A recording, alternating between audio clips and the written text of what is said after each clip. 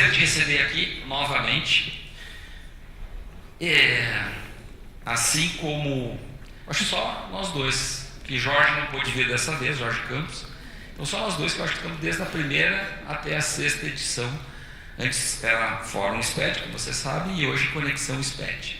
Então, isso eu não estou esquecendo de alguém, eu acho que nós que estivemos nas 6 edições. Muito obrigado pela grande parceria e muito obrigado pela tua disponibilidade de estar aqui hoje. Eu sou suspeito para falar, assim, eu até me sinto assim, gente, assim, cada momento da minha vida e toda vez que eu venho a Porto Alegre parece que para mim é um marco de sonhos, né? É difícil, eu estava meio bobinho aí com esse livro na mão, ou então isso vai ficar marcado na nossa história, e estar aqui mais uma vez compartilhando conhecimento para vocês me agrada demais. Eu só posso fazer minhas reverências a todos, a cada um. O despender, eu acho que eu entendo que hoje é o nosso bem mais precioso, o tempo. E falar desse meu querido amigo aqui, a gentileza de chamar especialista, ainda mais ele me dá umas missões meio casca grossa, assim, como se falar de ST, né? Mas é fácil demais falar de ST para vocês. É o seguinte, não vai dar certo. Começamos bem, então, né? Começamos... Bem, você me permite fazer uma pequena contextualização? Claro, deve. Eu estava fazendo uma reflexão. Assim, Convênio 52 nada mais é do que um predecessor, uma tentativa de tentar melhorar o caos da substituição tributária. Mas vamos colocar sobre uma ótica. Nós temos um problema sério no Brasil, eu estou falando isso como professor, um estudioso, da questão da substituição tributária e da forma que ela foi constituída, principalmente nos anos mais recentes. Então, grande parte de todas as perguntas, dos desafios que nós vamos encontrar, é decorrente de um problema crônico de origem. A substituição tributária, clássica, quando eu falo, por exemplo, de pneus, perfeita. Substituição de veículos, substituição de combustíveis, ok. Você tem toda uma... Eu consigo, enquanto professor, ter toda uma linha de argumentação, de justificativa, facilita a fiscalização, você concentra em arrecadação em alguns setores, isso facilita o procedimento de fiscalização, que no final das contas é o principal objetivo da substituição tributária. Para a administração tributária é muito mais fácil, estou pensando aqui em cerveja, eu fiscalizar distribuidores, importadores e fabricantes, do que eu ficar por conta de fiscalizar cada um dos botecos espalhados por esses rincões do país inteiro. Ponto. Bem, e aí o que o pessoal complicou? Por essa facilidade de fiscalizar, e o Brasil é pródigo nesse péssimo hábito de querer facilitar as fiscalizações, né? E nem sempre os remédios eles são amargos porque têm efeitos colaterais. Especialmente com a edição, e aí por favor, aqui eu estou sendo muito simplista, a questão do Simples Nacional. O que a substituição tributária faz? Exclui da base de cálculo, voltando à tributação cheia as empresas do Simples. Isso foi uma forma arrecadatória, acima de tudo, excluir produtos para que você não atinja os efeitos do Simples nisso. Aí vem algo que eu digo para vocês, com todo respeito como professor, surreal. Ontem eu estava jantando e exatamente fazendo um comentário, materiais de construção, substituição tributária de material de construção, substituição tributária de material elétrico, substituição tributária de autopeças. Gente, vamos lá. Se você pega um rolamento, se aquele rolamento, o mesmo rolamento, for usado, é o mesmo rolamento. Para um carro tem ST. Se for usado para uma geladeira, por favor, uma máquina, não é ST. Ô gente, aí começa a bagunça. Em cima da pergunta que o Mauro colocou aqui, como é que faz ressarcimento? Aí começa o caos. Estados absurdamente resistentes à política de ressarcimento de substituição tributária, e começa um processo que eu digo a vocês que eu doutrinariamente não sei o que lhe responder. O que eu posso lhe falar é que, pelo menos assim, não puxando o saco para um estado que hoje é origem, eu posso fazer elogios hoje a 2 estados, que é ainda agravado, né? Esse convênio 52 só está com 10 itenzinhos suspensos, né? De aplicabilidade, só 10, né? Assim, os principais, na verdade. O resto que ficou em vigor não está valendo para nada. Na prática, está suspenso os seus efeitos. E aí, ele tem uma peculiaridade que eu adoro. Você viu que ele se remete à legislação estadual? Então, para que convênio 52? Na verdade, você tem que seguir as regras de cada estado, porque não mudou nada, na verdade.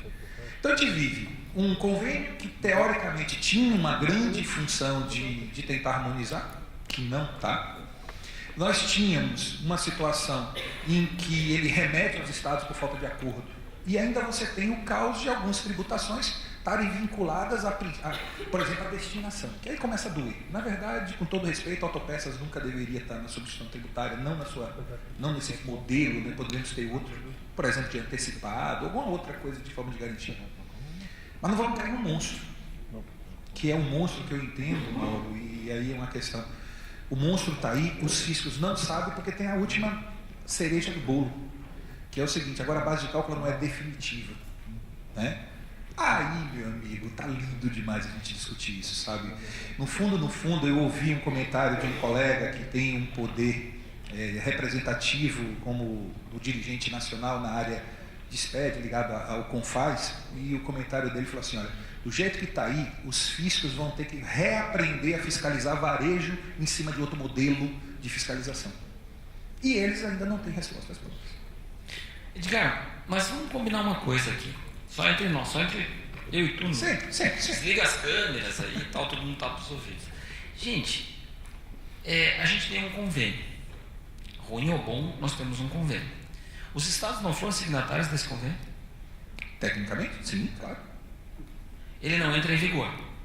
Entrou 1º de janeiro. Entrou em vigor.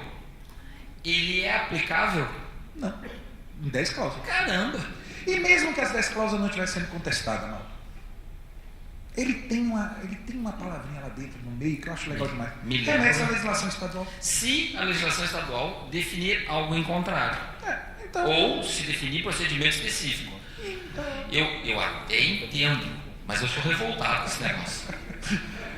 olha a minha Tá difícil me situação. submeter à norma. Olha a minha situação aqui. Não, pode defender, porque a ideia é essa mesmo. Não, eu vou defender, pô. Não, vamos discutir. Neguinho, vamos discutir. Olha só, eu tenho um convênio assinado, todos os estados signatários meteram o chamegão lá. Então vá. Alguns têm regulação anterior ao convênio. Não publicaram nada posterior ao convênio. Certo? Aí eu fico assim, vale o convênio que aquele estado assinou, posterior, ou vale a norma anterior a que ele tinha antes? Seja bem-vindo à casa das primas. Assim, vamos cair de novo na cabeça do auditor? Vamos lá, de forma muito carinhosa e respeitosa. Tu sabe que eu estou provocando, porque assim, cara... Eu vou lhe dar uma boa notícia, tá? Assim, eu posso te falar que nós temos 2 estados modelos. Quem quiser se mude ou venda para esses 2 estados, que esse modelo já temos encaminhamentos. Goiás e Santa Catarina saíram da substituição tributária de 80% dos seus produtos. Então, Goiás, ele a partir de 1º de março desse ano, Santa Catarina, eu vou lhe pedir a condescendência aos colegas, nossos vizinhos aqui, né, do Rio Grande do Sul. Eu não sei precisar exatamente a data, mas é próximo a isso, né, do início desse ano para cá. Então, nós temos já normas posteriores à edição do convênio. Quais? Goiás e Santa Catarina não faz mais signatário. Especificamente, eu vou falar com mais propriedade de Goiás: autopeças, materiais elétricos, material de construção e ração. Eu acho lindo, assim, sabe? É sério.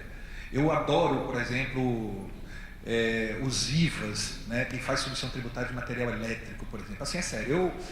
Eu já tive a oportunidade de estar próximos, e eu faço assim: se você pega o cara que fez aquele cálculo, 44,33 ou 42,51, e você esconde, eu sou capaz de apostar um almoço no restaurante mais chique da cidade. Se você esconder a memória de cálculo dele, que não pré-preparar ele, sabe, pega de surpresa, refaça o cálculo. Eu duvido que ele chegue na mesma conta.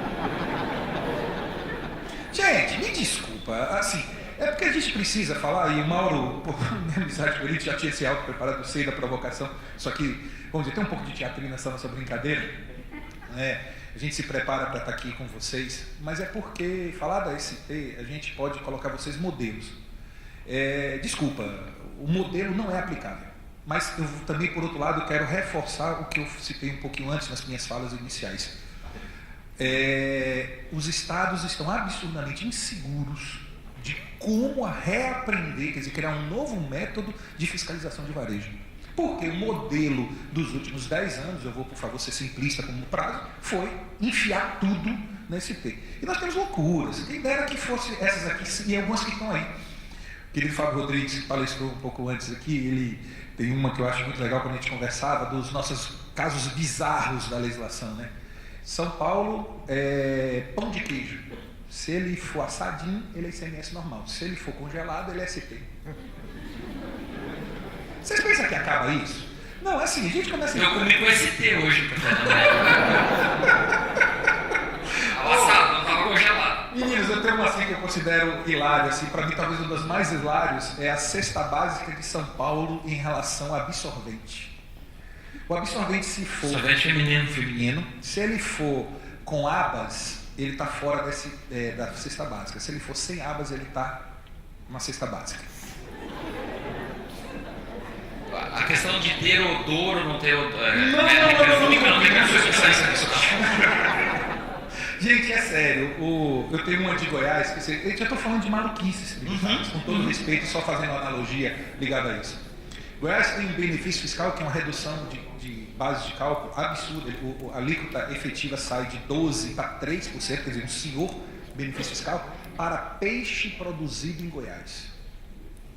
E é isso que vocês têm que conviver, peixe produzido em Goiás. Peixe, sabe onde é que é a fronteira? Goiás com Minas, por exemplo? Eu fico muito curioso, assim, eu tive aqui a peixe, e aí, tu é goiano? Se ele falar amém, o goiano tem uma coisa chamada amém, tá? É uma chamada muito parecida com o oxe, lá da Bahia, sabe? Para quem estão dos regiões. Amém, aí pronto, é goiano. Aí eu ainda brinco, né? Porque assim, lembrando das nossas aulas de geografia, o meio geográfico do Rio, se a metade, o meio geográfico é o limite entre dois estados. Então nós temos lá, por exemplo, o Rio Araguaia, que divide Goiás com Mato Grosso. Aí eu me pergunto, o peixe foi pescado do meio para lá ou do meio para cá? E é isso que a gente é obrigado a conviver. E vou lhe dizer, são leis draconianas para a própria auditoria. Como é que o auditor audita isso e sustenta uma nota de inflação? Vai para a beira do rio. Vai para a beira do rio e vai fazer. Cara, mas temos parecidos aqui com pescados também, né? Que saem desembarcados por Santa Catarina. Temos algumas situações também aqui, tá? Que envolve algo semelhante, mesmo a maluquice também, tá? O que eu quero dizer é assim, a substituição tributária é uma loucura, me perdoe, eu racionalmente não consigo concebê-la de forma objetiva. Estados prendendo o ressarcimento de forma proposital. Vamos lá, você não abriu inscrição estadual no estado, pagou via GNRE, devolução. Odor, vai pedir ressarcimento em pecúnia? Não existe, mal. Então, eu digo isso que a gente, como professor, acaba convivendo com um universo de pessoas, né, tão grandes e de tantas histórias de vida. E aí você começa a ter que bolar um plano de estados que são mais, vamos dizer, condescendentes com ressarcimento de substituição tributária do que outros. Dependendo do estado, eu não quero aqui por questões assim. Você sabe, quem mexe com substituição tributária, tem estado que vai pedir um ressarcimento, abrir processo, não sei o quê. Deus do céu, aquele dia de São Nunca. E outros estados têm uma política um pouco mais, vamos dizer, condescendente, mas você ainda assim tem que criar um modelo de negócio para poder queimar. Tem estados que permitem compensar o crédito de ICMS normal, mas só que você tem que construir uma operação de ICMS normal que absorva esse crédito. Quer dizer, poxa, nós estamos falando da tributação, o rabo abanar o cachorro, né? A tributação definir um modelo de negócio, isso talvez não seja algo muito benéfico. Edgar, só que nós vivemos no mundo real. Até tem uma pergunta sobre isso, eu vou encaixar ela aqui. A gente vai saber se o pão de queijo é assado, frito ou está congelado? Na hora de vender lá, a gente sabe se ele é frito, cozido, assado ou congelado. E aí, uma hora vai entrar em ST, outra hora ele vai ter base reduzida, na outra ele vai ter base cheia. Aí, como é que a gente bota isso no sistema? Não tem como fazer isso no sistema. Bota código de produto diferente. Tá bom, vamos botar código de produto diferente. Aí eu vou pegar, vou pegar o congelado, que eu botei para revender, lá imagina lá no posto Piranga, né? A Ipiranga não está patrocinando, mas no posto Piranga, né? Pega lá o pão de queijo que está congelado para vender para o cara que quer comprar congelado para fazer em casa. Eu pego aquela mesma massa de pão congelado, tem código de barras, jeitinho e tudo mais. Estou cumprindo todas as outras obrigações, porque eu não sou um sonegador contumaz, vou pegar, tô doido pra ser, mas não você. Não fale sonegador contumaz. Não fale assim. Faz um planejamento tributário agressivo. Isso. Eu sou um cara de vanguarda. Sou um cara de vanguarda, né? Já estou à frente do fisco. Pego o pão de queijo e boto para assar. Certo? Aí eu gerei uma substituição tributária na hora. Certo? Mas eu não comprei o mesmo produto que eu comprei com crédito e agora botei para assar, vou ter substituição tributária na saída. Ou seja, não vou tributar, é ST, meu amigo. Já paguei na entrada. Mas pagou? Não pagou, tomou crédito, inclusive. Aí existe. Toda a legislação ela vai encontrar um método de construção disso. Se você fosse uma indústria com bloco K, eu já tive uma solução, K220. Eu sabia que ia chegar nisso. Mas longe de. Mal, você, com todo respeito de cada um de vocês aqui presentes, não existem respostas prontas quando eu falo desse tema. Eu vou dizer, a premissa está errada. Pão de queijo ou autopeças, quando você coloca o destino, a funcionalidade como uma premissa, desculpa, a desvirtuação, volto a repetir, é um modelo fiscalizatório que foi empurrado por um mecanismo. E eu sempre tive as minhas grandes ressalvas e minhas dúvidas, e por favor, aí é questão mesmo de futurologia, das crenças que você tinha. Eu digo, isso vai dar merda. Porque, e deu, e agora o próprio Supremo nos questiona. São Paulo, e como já está publicado, ele está simplesmente fazendo uma cotação muito mais complexa. Porque nos ressarcimentos de substituição tributária, quer dizer, quando a operação ela não é efetivada, né, ao consumidor final, por exemplo, ocorre uma venda interestadual, ESP já recolhido, aí você vai pedir o ressarcimento de substituição tributária. Rapaz, e a base de cálculo disso? Tecnicamente está lá, diz, a base de cálculo deve ser o valor do crédito da entrada, quer dizer, teoricamente você pagou. Perfeito, se eu estiver falando de um caminhão, eu consigo individualizar via sistema, busco o chassi, amarro aqui, amarro lá, e está dominado, né? Eu faço estorno, eu faço o ressarcimento, pedir ressarcimento do crédito da nota que entrou desse caminhão. Até porque tem número de série, caminhão, tem chassi, tem... Perfeito. Agora, isso não é a regra para produtos. E aí? Aí começam algumas complexidades brutais. Pegue o valor, o custo médio ponderado, o valor da última entrada, calcule. E aí, gente, eu preciso colocar aqui um agravante toda essa discussão. Existem distribuidores de má fé, e eu preciso lhe colocar que, infelizmente, acaba a fiscalização, punindo o bom contribuinte pelas atitudes negativas de algum, que estão fazendo do modelo de ressarcimento um negócio. Quer dizer, o negócio é o ressarcimento. Como? Ele me dá a entrada em bases de cálculos menores, quer dizer, ele recolhe a ST em base de cálculos menores, inflaciona usando os limites da lei o pedido de ressarcimento, fazendo, por exemplo, uma compra superfaturada. Estou citando se o exemplo tanto que São Paulo está modificando e voltando para trás na sua legislação para não mais trabalhar pela última entrada, como alguns estados ainda utilizam, mas por preço médio ponderado. E aí São Paulo criou um caos lá, prepara, tá? Tem um método lá de CAT para pedir ressarcimento. Vai voltar CAT 17. E com toda a força. Na verdade, eu já fiz consultas, isso aqui é um anúncio que eu estou colocando aqui para vocês, porque o São Paulo já chamou as principais empresas do ramo lá e já começou a tratar do modelo de informação que vai vir relacionado a isso. E aí a gente tem que conviver com essa realidade de fraudes. E é bem clássico, tá? Como é que o cara faz? Como é que ele... Gente, empresas de menor porte adoram comprar sem nota, né? Aqui, com certeza, em Rio Grande do Sul, isso não acontece, né, gente? Isso aqui é uma coisa... assim, né? Mas em alguns estados isso acontece, tá? E qual é o modelo de negócio? Tem muita gente de outros estados aí, cuidado. Então pode ser que alguém confirme o que eu falei. Mas assim, o modelo clássico eu vendo sem nota no mercado interno e tiro uma nota em operação interestadual. O cara ganha em duas pontas. Né? E aí o que ele faz? Ele tem uma espécie de conluio com aquele destinatário de outro estado.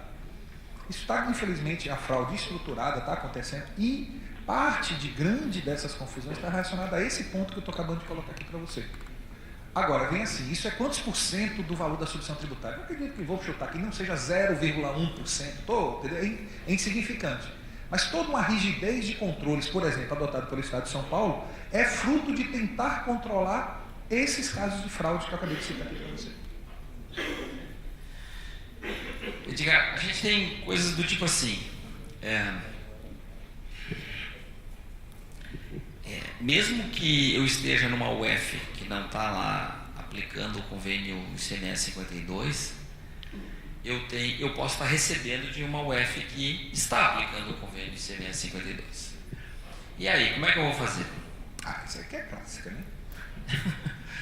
Recolhe para a entrada, né? Tecnicamente, se o Estado, você está comprando o Estado no signatário, você vai fazer o recolhimento assumindo a condição de substituto tributário.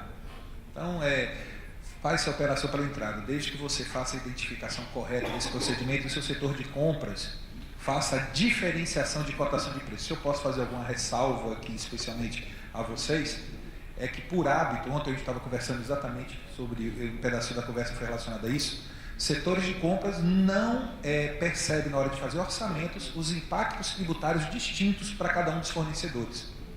Você comprar de um Estado signatário, teoricamente o recolhimento para ST e o preço que está ali, teoricamente, está formado no próprio preço que ele te deu do orçamento.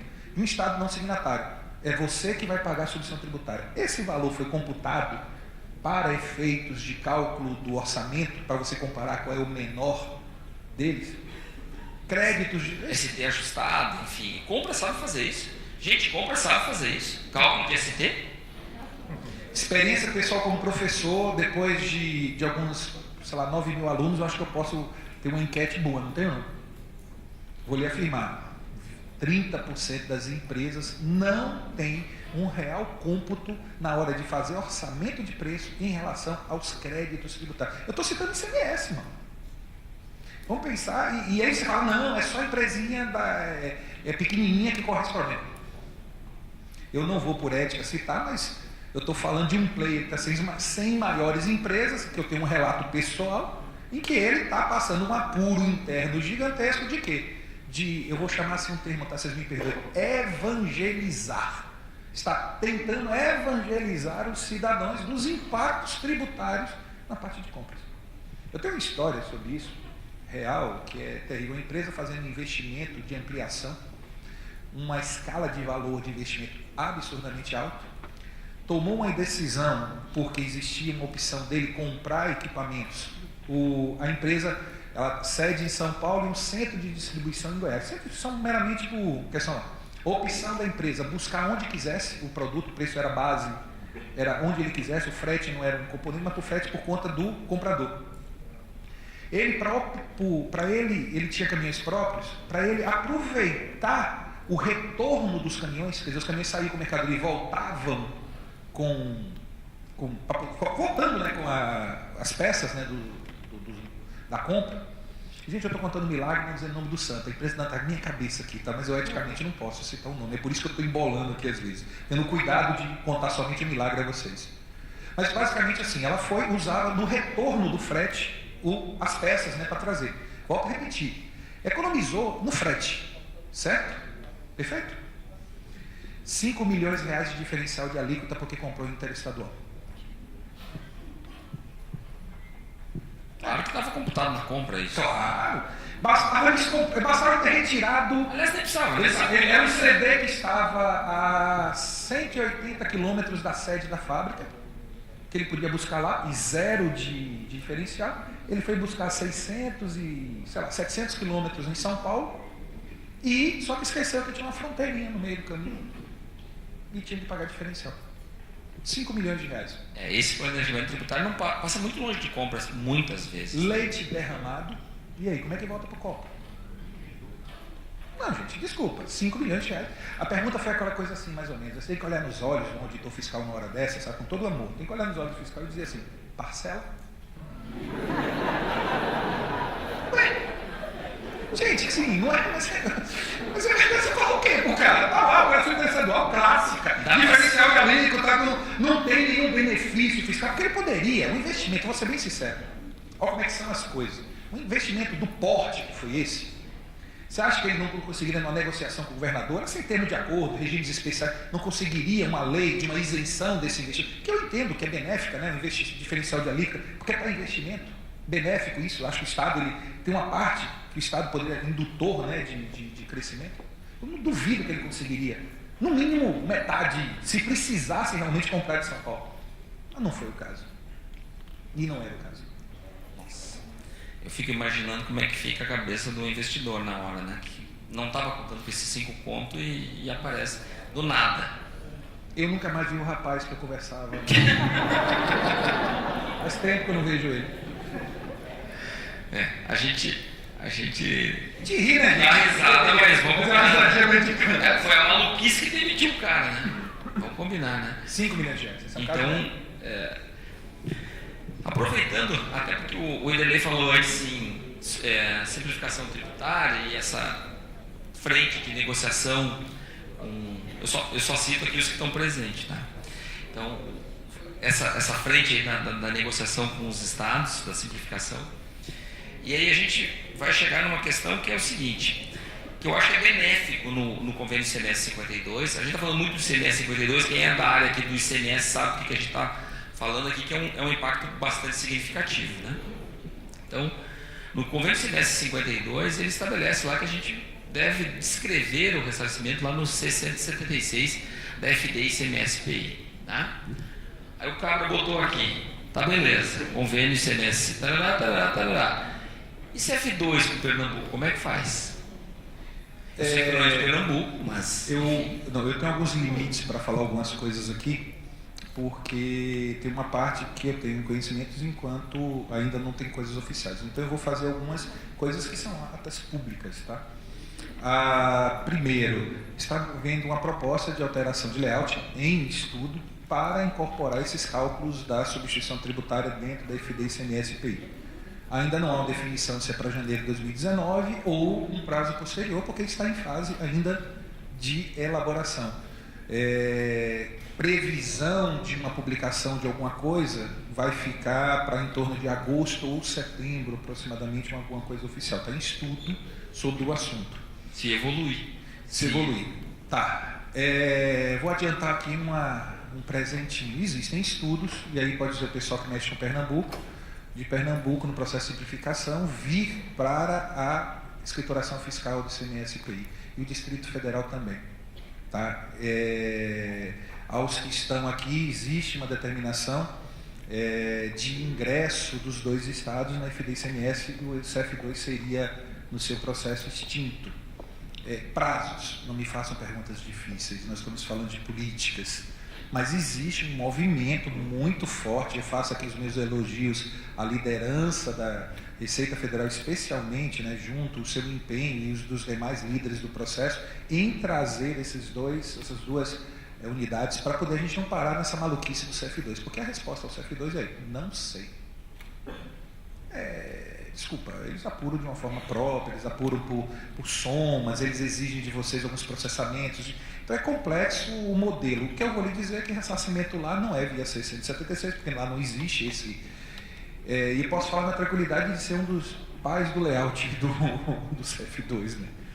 Quer arrumar uma pedra? Tá bom. Tá? Eu lá atrás fui um dos que desenvolveu esse layout. Posso dizer que isso não existe lá. A gente, da época do COTEP, né, do COTEP 35 e 70, a gente, que é o precursor da FDI ICMS-PI... Se chamaria Super Sintegra, é o nome que a gente chamava na época. Isso lá, o convênio ICMS 35... Eu não vejo, gente. Quando eu falo que estou jurado que esse pai, vou contar para meus filhos. Assim, era 2005, né? Era 2005, né? Que foi antes, era na época do ICMS eletrônico. As primeiras discussões, Mauro, em 2003... Isso, mas não, quando saiu da COTEP foi no COTEP 35 2005. 54/2005, vai ser o primeiro deles. Então, já faz um tempinho. Bom, eu acho que essa questão da evolução que a gente tem que ter dos convênios efetivamente valerem, pelo menos em termos de EFD, são só os 2 estados que estão para trás, né? Quer dizer, isso vai simplificar muito, isso vai reduzir horas do processo do contribuinte, sistema, enfim... Toda aquela questão que está atrelada a gente ter um único processo de apuração de tributo, mesmo com as peculiaridades de cada estado. Mas pelo menos tu faz uma FD, tu assina uma FD, gera uma FD, mesmo que para Pará tu tenha que gerar esses aqui, para outros estados tu tem que gerar aquele lá e tal. É melhor ter um caminho só, né? Vamos combinar. Estável. Saibam então, gente, isso daqui eu estou tomando a liberdade de dar uma informação inédita, né, dentro da... Isso que existem estudos para alguns, inédita no sentido assim, já existe, para quem conhece do ramo, está tendo acesso, isso é público, tá? Não estou trazendo nenhuma informação privilegiada nesse foco. Mas, assim, eu tenho certeza, por uma questão de todos na sua correria de vida não estejam acompanhando, existem estudos de alteração do layout para começar a comportar, principalmente, qual é a base de cálculo, porque todo mundo pensa em ressarcimento do venha nós. É que eu não esqueci de comentar essa parte, sabe, não? É que os estados também tem que mostrar o cálculo com o vosso reino. Lembra do... Porque vocês esqueceram que a base de cálculo, se for menor, devia ter ressarcimento, né? E se for maior? Não pensaram nisso, não deu silêncio. É que está todo mundo com o despacho do ministro na mão. Lembra disso? Mas lembre-se do venha nós e o vosso reino. Não se esqueçam sempre disso. Claro que o judiciário provocado se manifestou. Cara, eu gostei muito. Eu tenho um exemplo. Fora preferências pessoais, eu gostei muito do voto do ministro quando ele diz assim, isso para mim é marcante, eu decorei isso. Quando ele diz assim, o direito do Estado de arrecadar antes não garante ao Estado o direito de arrecadar mais. Cara, isso para mim é perfeito. Os seus princípios, não tem nem que discutir isso. Exatamente. Então, assim, cara, eu não posso pagar por um tributo de algo que eu não fiz a operação. Mas repete a frase de novo aí, que eu achei bonita. Achou bonita? O direito do Estado de arrecadar antes não dá o direito de arrecadar mais. O direito da empresa arrecadar antes não dá direito a ela arrecadar menos. Concordo. Por isso que eu acho que é um vai e vem. É como no caso da exclusão do crédito PIS e COFINS, a primeira coisa que eu sempre pensei vai tirar da base de cálculo, da contribuição, mas também no crédito deveria excluir, para mim seria natural. Por isso essa pergunta que a gente estava fazendo antes aqui, Fábio e tudo mais, o Jonathan, porque, cara, se na saída não tem, na entrada não tem que ter. Quando gera débito, quando gera crédito, para ser justo pelo menos. Eu não fiz pessoalmente, mas eu tenho uma simulação de uma pessoa que eu confio, de uma empresa. Ele fez uma simulação em que ela fez alguns pedidos de ressarcimento. Então ele pegou uma coisa como se ela estivesse fazendo um pedido de ressarcimento, né? E fez o cálculo para o quanto ela teria de compensar pelos valores a menor. Ficou bem interessante. A empresa que hoje faz um percentual de ressarcimento, ela vai zerar os ressarcimentos dela. Porque ela tinha tanto para menos quanto para mais. Bom, quando a gente faz essas revisionais as revisões dos processos, né? A revisional leva para processo administrativo, não, eu digo dentro da empresa, quando tu vai fazer esses levantamentos, às vezes a gente acha 11 de crédito e 7 de débito, né? O cara está achando que é 11, só olha para o crédito, né? Mauro, eu tenho um exemplo disso bem hilário. O cara pedir 5 Aparece cobras e lagartos. Um valor assim, eu estou chutando aqui o valor, minha memória está me faltando, mas vamos dizer assim, o cara entrar com um pedido de 5 milhões de crédito e sair ao contrário, com 12 milhões de auto de infração. Não, no meu exemplo até ainda sobrou um restinho, mas... Eu conheço casos que as pessoas... Porque assim, a verdade é que a gente tem que ter muito cuidado quando lida com a área tributária. Às vezes você está olhando para uma coisa, volto a repetir, muito vem a nós e nem pouco do vosso reino, né? Você tem que olhar de uma forma mais holística. Basicamente, o que foi o caso? Ele tinha direito ao ressarcimento? Tinha. Mas por que ele estava acumulando crédito? Ele tinha direito a isso? Perdão, ressarcimento esse caso não é de ressarcimento. Desculpa. Porque ele estava com crédito acumulado, ele estava pedindo uma transferência de crédito acumulado. E por que ele tinha esse crédito acumulado? Porque, na verdade, ele não fazia estorno de crédito.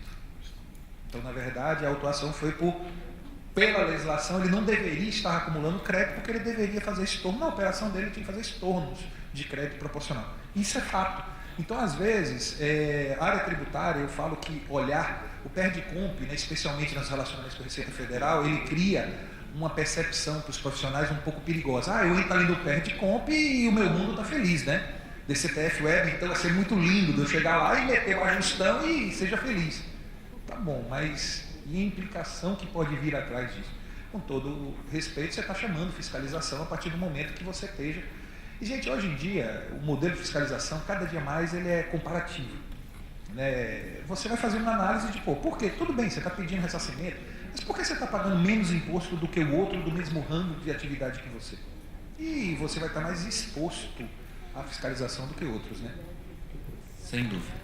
Uma pergunta que chegou agora aqui para nós, eu estava atualizando aqui, a demonstração do cálculo do ICMS-ST dentro da EFD será apenas para o substituto tributário? Qual o registro que está sendo desenvolvido? Bom, qual o registro que está sendo desenvolvido não dá, a gente sabe que não dá para falar. Mas não dá, nesse caso seria como se tivesse ressarcimento. Sim. Porque as demais demonstrações já estão hoje lá, né? De forma pragmática. Não dá para falar, não é porque não está definido. Sim. Existem 3 propostas e eu não sei se não surge uma 4ª conciliadora. Então não é o momento de se discutir aquilo que é brincar. Aí eu vou endoidar a cabeça em vez de ficar aqui discutindo de uma forma séria, né, a situação. Ponto. A questão de se você é substituto e o C-176 tem suas regras próprias, inclusive de estado para estado, inclusive. Existem estados que não utilizam do C-176, por exemplo, existe só na situação em que você emite nota de devolução para substituição tributária, do ressarcimento. Quer dizer, tem regras que aí vem de novo o grande problema de você lidar com a substituição tributária. Se atenha às legislações estaduais, é elas que vocês devem segui-las. E isso o Convênio 52 não mudou. Em alguns estados a gente gera o C-176 e emite nota ainda, né? Como é o caso do Rio Grande do Sul, por exemplo. Em Goiás, só para te fazer uma analogia, sim, é também essa situação. Se você for transferir esse crédito, né, de ressarcimento para o seu fornecedor. Mas Goiás, por exemplo, e tem outros estados, eu estou citando Goiás só por um modelo. Goiás você pode lançar na sua escrita fiscal o crédito para bater de ICMS normal, por exemplo. Pois é. Quer dizer, existem estados mais benevolentes, sabe, Mauro? Existem estados mais amigáveis nos relacionamentos tributários do que outros. Até para ser atração, né? Até para ser atração, né? Ser atrativo. Tem uma atração para trazer. O cara sabe que é ST naquele estado, mas que é mais fácil fazer o ressarcimento, por exemplo, e essa conta fica menor no custo, no cômputo total. Fazendo esse link da escrituração como um todo, né? A gente tem aí casos em que são inequívocos, né? Ou seja, inequívocos pelo menos na minha ótica, né? Para os estados tudo dá para discutir, mas nesses casos das transferências, por exemplo, que eu vou mandar o meu crédito tributário para o meu fornecedor, poxa, me parece tão ilógico e tão esdrúxulo o modelo, que eu compro, o fornecedor remete a mercadoria, ele paga o meu tributo, porque eu sou substituído, então ele é o meu substituto, ele me substituiu, recolheu o meu imposto, e no momento em que eu for devolver para ele o meu imposto que ele recolheu, mas para o meu estado, em meu nome, da minha operação, não em meu nome, mas da minha operação, eu tenho que devolver para ele, mas aquele dinheiro é meu, porque aquilo veio na nota fiscal. Quando ele não vai querer, em vez de te devolver em forma de desconto, ele te oferecer em novas mercadorias. Ok. Mas, cara, aquele dinheiro é meu. Eu deveria usar esse dinheiro do jeito que melhor me convier, porque aquele dinheiro é meu. Paulo, você sabe que eu vou concordar com você. Você só foi um pouco malvado comigo aqui, no sentido de... Você acabou de dizer, mas é o seguinte, é as regras do jogo, né? É literalmente isso. Volto a repetir, existem estados que existem outros métodos de compensação, e existem 2 modelos, né? Alguns que estão na sua própria legislação e alguns via termo de acordo de regime especial. Em que você atrair uma operação, você vai encontrar um outro método de usar esse seu dinheiro, né, para algumas coisas. Mas mesmo assim, Nesse aspecto até, desculpa te interromper, mas nesse aspecto até o convênio CMS 52, ele deixa mais... vai devolver para o fornecedor, salvo se o Estado legislar. Se ele legislar, o Estado não legisla. Goiás legislou. Opa! Eu estou dizendo, eu lanço na conta corrente da apuração de CMS normal. Só que para isso eu tenho que criar uma operação de CMS normal para queimar crédito de CMS normal. Imagine que você só trabalha com um produto que está ligado a ST. Você não tem operações para queimar o ICMS normal. O que é que você faz? Adivinha, dependendo da dificuldade, é melhor você arrumar uma operação que não seria do seu business, mas você incluir, é um planejamento tributário. Você incluir no seu business operações de ICMS normais para poder queimar esse crédito, porque o custo de tudo que você falou da maluquice. Agora, tem planos A, planos B, né? Vamos lá, eu não sou... Gente, ó, a criatividade, isso aqui é coisa de professor que fica aprendendo com vocês, alunos, né? Que nos contam as coisas. Mas, por exemplo, uma maneira de você blindar um pouco mais é você abrir uma distribuidora na cidade, no estado do fornecedor. E aí, quando você transferir, é de você para você mesmo. Então, o crédito fica mais amigável. Você falou que você tirar do seu bolso, você só está tirando do bolso esquerdo para o direito. Então, tudo na vida tem um método. Então, eu li com todo, assim, lhe colocando uma condição, isso foi uma coisa surpresa, porque eu como professor, num primeiro momento, mapa mental, né? Não, abra um CD no estado que você vende, muito preocupado com o ressarcimento das operações via GNRE, para não ter... Daqui a pouco ela falou, não, professor, eu abri foi no estado do cara. E a partir do momento eu faço só transferências. Quem assume a condição de substituto é ele próprio, no caso de CMS. Só que aí ele está tirando do bolso direito para o bolso esquerdo. É uma forma de fazer, apesar de que isso ainda tem... Agora isso é um saco, com todo respeito. Tem que abrir, isso é Brasil. Mas é mais controle, é mais horas, é mais não sei o que, né? Mais monitoração de CNPJ, de... Dói. Com todo respeito, eu falo assim dos meus... Esse, para mim, é o verdadeiro custo do Brasil, porque esse não agrega efetivamente nada. Bom, nosso tempinho está... Considerações finais, por favor, porque o nosso tempo está no limite. ST, gente, essa missão que me foi dada pelo Mauro para trabalhar com vocês, ela é meio inglória, porque no fundo eu passei algumas novidades, a gente procurou tratar algumas coisas, mas é caso a caso, infelizmente nós temos uma aberração jurídica o que nós estamos construindo, e volto a dizer a vocês que na verdade é um modelo que a gente não tem respostas. O que eu posso afirmar e isso eu já tinha feito, estou sendo repetitivo para minhas conclusões. Os estados estão tendo que aprender um novo modelo de fiscalizar varejo. Porque no fundo, toda a maluquice tributária foi com essa função prévia. A partir de agora, eles adotaram um comportamento, que eu diria a vocês, distinto de buscar outros caminhos. E nem todo o estado encontrou. Volto a repetir, 2 modelos de estado assim o adotaram, Goiás e Santa Catarina, mas eu já adianto que não vai ser seguido por outros estados. Porque a gente já sabe dessa resistência que existe de alguns outros estados em tirar a submissão tributária. Ao contrário, dá até pânico, palavras literais de alguns auditores que eu tive a oportunidade de conviver. Porque nós estamos falando de um modelo de fiscalização por trás, imagine políticas de fiscalização, métodos de fiscalização, toda uma história agregada por trás para se romper. Então, para eles está sendo muito emocionante. Bem, enfim, eu não vou usar essas minhas palavras final para mais uma vez agradecer, dizer a vocês que muito me honra aqui, esses minutos finais, essas palavrinhas finais, eu volto a dizer, estar no Conexão Exped, como eu posso me chamar assim, um talismã, né, do Conexão, de estar desde todas as edições, e isso me marca muito, Mauro, me marca muito no sentido pessoal mesmo. Dizer a vocês que hoje eu tive a honra, e é difícil de escrever, eu falei isso pessoalmente, eu não vou compartilhar com vocês aqui agora, quando eu peguei o livro pela primeira vez, uma emoção muito forte. É engraçado, é filho mesmo, né? No meu caso, meu terceiro livro, mas ainda assim a emoção de você pegar um livro que você tem um pedacinho seu na história. Foi muito legal, é um dia marcante na minha vida e dividir com vocês me agrada demais. E tem uma coisa que a gente não comentou, eu vou tomar essa liberdade desses segundinhos.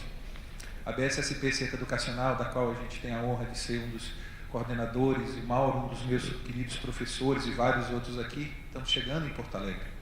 Então a gente está tendo essa honra de trazer a Porto Alegre, a BSSP, eu digo que um padrinho, esse cara aqui é o meu padrinho. Então, sejam muito bem-vindos. Na última semana de agosto, inauguração da primeira turma em Porto Alegre, do curso de Auditoria Digital e Direito Tributário. É uma coisa que me honra demais, eu não sei, eu já falo isso todos... Quem já veio aqui nos anteriores sabe, eu sou filho de gaúcho, minha família paterna é daqui. E tá aqui, hoje o pessoal estava me esculhambando, onde é que você é? Santa Maria, São Cepé, minha avó é de São Cepé, então estava eu lá mostrando uma micro-região ali, os Madruga, é dali, tá? A Chalé é parente meu, tá? Se tiver gente ruim, me avisa, pelo amor de Deus, eu vou contar pra minha avó. Não, minha avó, ela tá vivinha. Então, é muito feliz esse destino. Eu falava ao Mauro, eu não sei quando é que eu vou conseguir. O destino conspirou de uma forma de me permitir hoje estar esses 2 anúncios, a BSSP no Rio Grande do Sul e a o lançamento nacional do nosso livro. Show de bola. Muito obrigado. Edgar